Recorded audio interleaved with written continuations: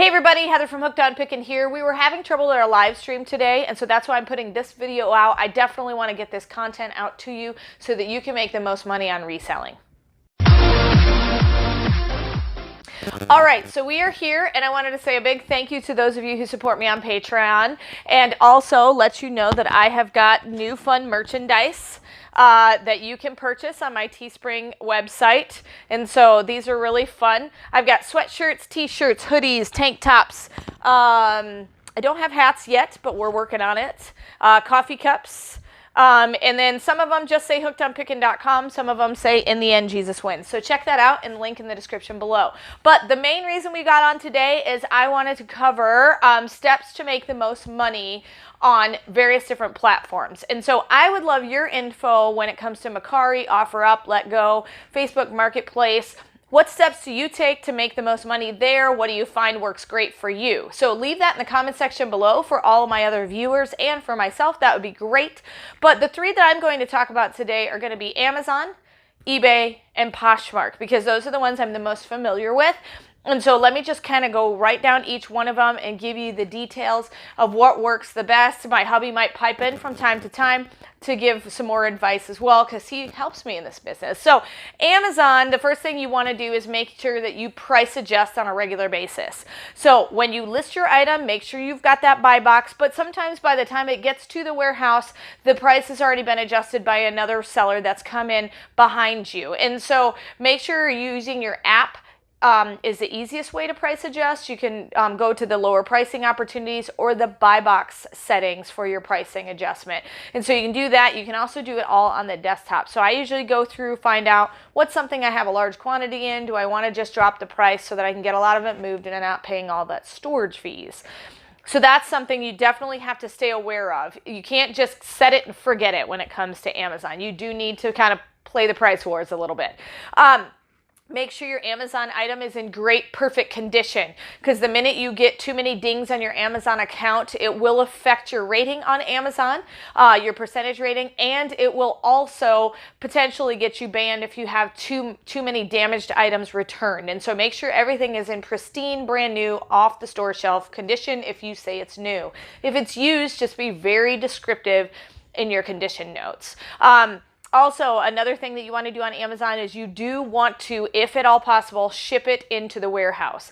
I know the fees are higher when you send it FBA, but you're going to sell it so much faster simply because you're going to be able to make that available for all the Amazon Prime customers. They love that 2-day shipping. They're not going to buy your item if they think it's going to take a week to get there. They're going to buy the one at the warehouse and pay a little bit more simply because they want it in 2 days. And so make sure you can utilize the fulfillment centers and sending it in FBA. Don't ignore merch fulfill though, okay? Make sure that if you are hazmated or something is not allowed at the warehouse, such as chocolates in the summertime or perfumes or hazmated batteries, make sure that you sell it merchant fulfill, because Amazon is still a monster platform and you're definitely going to want to sell your items on Amazon if at all possible. You'll sell it so much faster than you will on any other platform, just because it's a marketing beast. And so if you can sell it merchant fulfill and not send it into the warehouse for various different reasons, do that. Believe me, I didn't do merchant fulfill for many, many years, and I lost out on a lot of money that I could have potentially made simply because I didn't want to ship it myself. I was getting a little lazy. And so check that out. Make sure you do merchant fulfill if you can make money on it, for sure.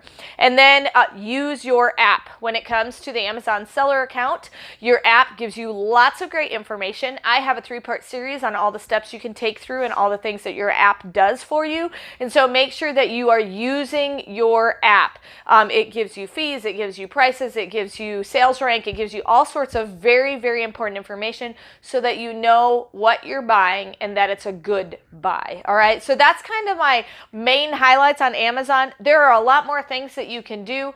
Make sure you're always checking to make sure your listings are not suppressed and all of those types of things. So on a weekly basis, I go through and I try to clean up anything that's suppressed. If I can't get it unsuppressed, sometimes it's the original listing was done wrong, then go ahead and get it shipped back to you. You don't need to be paying storage fees on something that is never going to go live on the Amazon platform. So just be aware of that.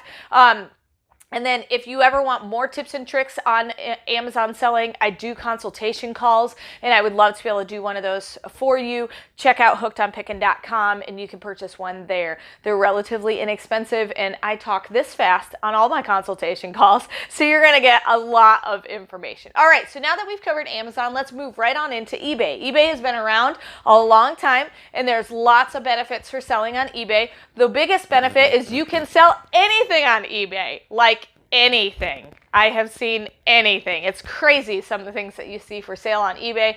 And a lot of shoppers like to still shop eBay. eBay is primarily for the thrifty shopper or the unique shopper. If they can't find it anywhere else, they go to eBay.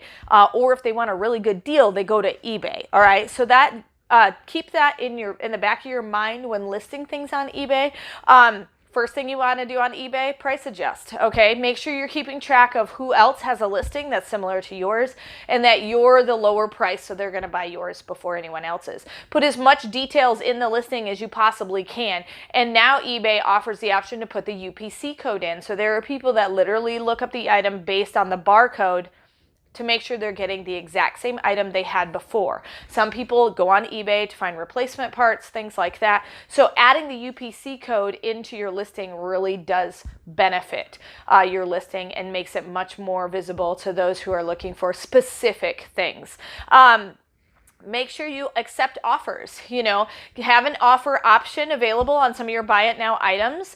And the nice thing about the offer option is you can set up automatic accept or denial options so that you don't have to be next to your phone to accept an offer. Like if I feel like an offer is going to be way too low, let's say I have something marked at $50 and I know, okay, I'm never ever going to accept an offer that's lower than $15 because then I wouldn't make any money.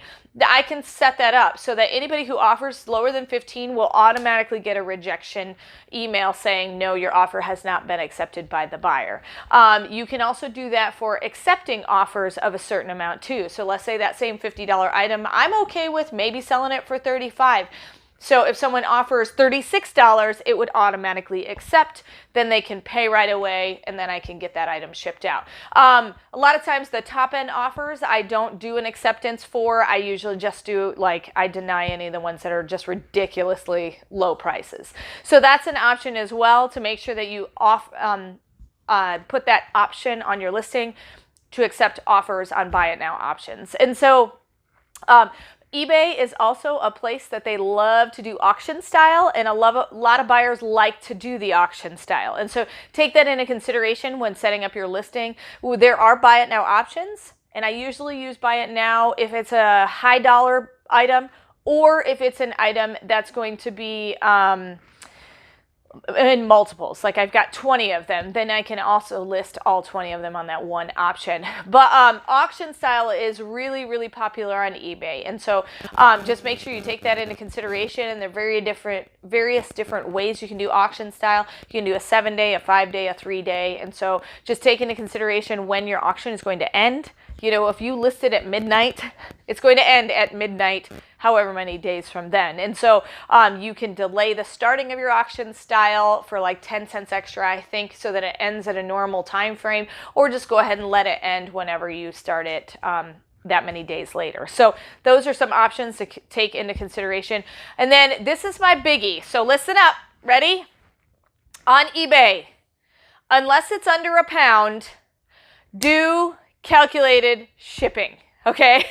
I have lost my shirt on shipping sometimes and really not been a good guesstimator when it comes to shipping all the way across the country. And so weigh your item with the packaging and do calculated shipping. So that means that it's going to automatically price adjust the shipping price based on where the person lives. So if they live in Alaska, they'll pay one price. If they live in the state neighboring to you, they'll pay a different price that'll probably be less.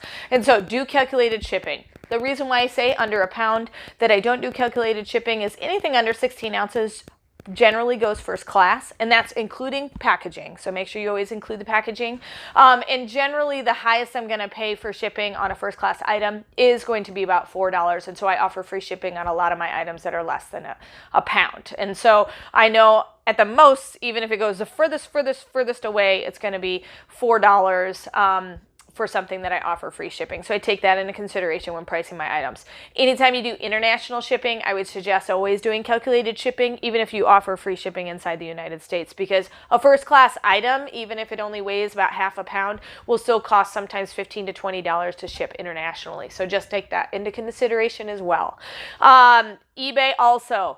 One thing that's going to make you a lot of money on eBay is great pictures. Take a lot of pictures and take great pictures. Take pictures of any pertinent information, any pertinent damage, any condition issues. So take pictures of all of those things, and then make sure you have a great description that includes sizing. That's the biggest one that you want to include. How big is your item? How wide is your item? What's the texture of your item? What color is your item? Because sometimes your pictures, depending on what device they're looking it on, may not look the exact same color. So if it's yellow, it might look brown on their phone or something like that. And so just take that into consideration. Use daylight bulbs when taking your photos. That usually helps with a lot of the coloration discrepancies sometimes there. So now we've got Amazon and eBay. Let's cover Poshmark. Now, if you watch my I've got a Poshmark video coming out very soon of 1 day sales and how I did super amazing for 1 day's worth of sales. And I explain a lot of the reasons why I made more money in that 1 day than I have in a lot of days recently. And so check that out. It's going to be a really, really good one full of details, and you'll kind of see examples of why I made so much money. So on Poshmark, again, pricing adjusting. That's the biggest reason why I made so much money in that 1 day's worth of sales. I went through, actually my hubby and I mostly went through the entire closet and basically marked everything down. About once a week or once every other week, we take everything in our store and we price adjust the entire thing. Okay, I do not want to hold on to items in Poshmark, because if I hold on to items, then I'm having to share them every time.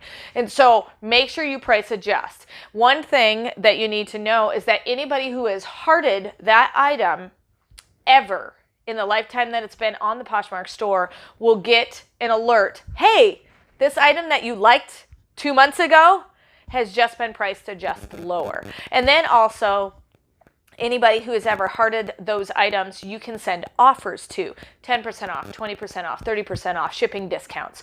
So you can do that. Like if you price adjust your entire closet and then start sending offers to anybody who has hearted or liked an item, then you're going to really make a lot of sales. I made a ton of money in 1 day's worth of sales simply because we went through those steps. And really my hubby does the majority of it. The other thing too is make sure that you're sharing 3 times a day on Poshmark. Poshmark is a different kind of platform. You can't set it and forget it. Like I said with the Amazon stuff, you do have to be active in it on a daily basis, because what you're doing is you're taking your item, popping it up to the top of the news feed of any of your followers every time you share. So if you don't share, then your item is at the bottom of the list. And the only time you'll ever sell it is if someone's actually filtering for your exact item, or filtering maybe for the price range that your item is in. Okay, so share on a regular basis. I talked about adjusting the whole store. Also with Poshmark, take great photos. If you're taking photos for Poshmark, just remember it needs to be in a square format. A lot of phones are rectangular, and so I usually just utilize the Poshmark app and take it directly onto my phone with the Poshmark app and take photos that way.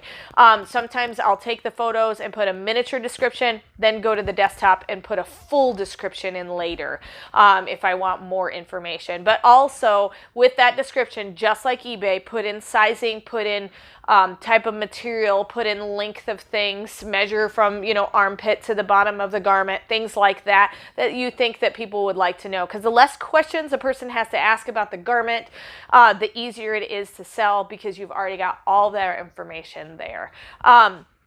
And then the other thing with Poshmark is always be adding new stuff, okay? Your followers are going to get bored with your closet if it's always the same things that they always see at the same prices. So if you're adjusting prices and you're always adding new product and then taking off stuff that just has not sold in months and months and months, that's always a good thing to kind of just refresh your closet and sell more, okay? So I have given you tons of information in a short amount of time. But I want to know, what do you do as far as making more money on Mercari, OfferUp, Let Go, Facebook, and any other platform that I've not mentioned. Go ahead and leave it in the comment section below because my viewers would love to hear that information as well. Please feel free to jump on and give me some information as well. I can include it in a future upcoming video, but check out any of the stuff that I've got for sale on hookedonpickin.com. I always give really good deals, and anytime you see something in a video that you would love to have of an unboxing video, please shoot me an email. If it's not for sale already in my Poshmark store, I love to sell direct to you through my own website, because then I don't have to charge you as much. And some of you have been taking advantage of that, and I'm super excited about it. But I really, really want you to make a lot of money on the Amazon, eBay, and Poshmark platforms, and hopefully this information has been great. And remember, in the end, Jesus wins. Hey, thanks for watching. I hope you learned something. If you'd like to watch more of my videos, just click on them here. And if you'd like to learn more about the reseller world, subscribe to my channel and check out my other videos. Thanks.